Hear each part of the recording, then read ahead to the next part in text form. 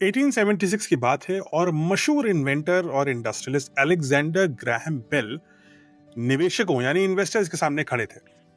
उनके पास एक अजीब सा आविष्कार था, एक ऐसी मशीन जो तारों का इस्तेमाल करके आवाज इधर से उधर पहुंचा सकती थी। अलेक्जेंडर ग्राहम बेल अपने इस पेटेंट को सुरक्षित रखने के लिए महज $1 लाख की मांग कर रहे थे। $1 लाख यानी लगभग 80 लाख रुपए। पर उनको जवाब में क्या मिला? हंसी, मजाक, सार्काज़म, जोक्स। एक पेटेंट ऑफिसर बड़े अधिकारी थे। उन्होंने अलेक्जेंडर ग्राहम बेल का मजाक उड़ाते हुए कहा, ये खिलौना का क्या यूज हो सकता है? उस दौर की एक दिग्गज कंपनी थी वेस्टर्न यूनियन, जो टेलीग्राम्स की सबसे बड़ी कंपनी थी। टेलीग्राम यानी तार में आप सिर्फ मैसेजेस यानी कोड्स भेज सकते हैं एक जगह से दूसरी जगह। वेस्टर्न यूनियन ने जब अलेक्जेंडर ग्राहम बेल के इस इन्वेंशन को देखा तो उन्होंने बोला, इलेक्ट्रॉनिक खिलौना है और इसका कोई कमर्शियल वैल्यू नहीं है, यानी इसको कोई खरीदने वाला नहीं है। और उन्होंने $1 लाख के इस ऑफर को तुरंत ठुकरा दिया।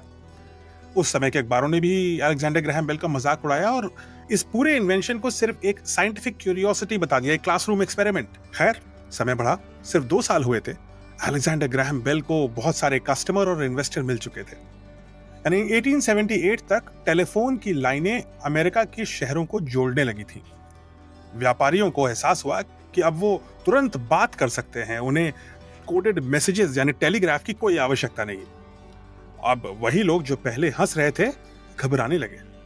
इनफैक्ट वेस्टर्न यूनियन कंपनी ने तो कोशिश करी कि वो अलेक्जेंडर ग्राहम बेल के टेलीफोन की कॉपी बना डालें और उनको उन्हीं के गेम में हरा दें।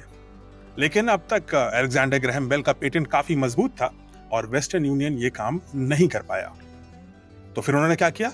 वो अलेक्जेंडर ग्राहम बेल के पास वापस दोस्ती का हाथ बढ़ाने पहुंच गए और $25 मिलियन यानी कि आज के लगभग $800 मिलियन, लगभग 6,000 करोड़ रुपए की पेशकश करी ताकि वो टेलीफोन को उनसे खरीद सके। इस बार बेल ने मुस्कुराया और कहा, ये टेलीफोन जो खिलौना है ना, ये बिकाऊ नहीं है।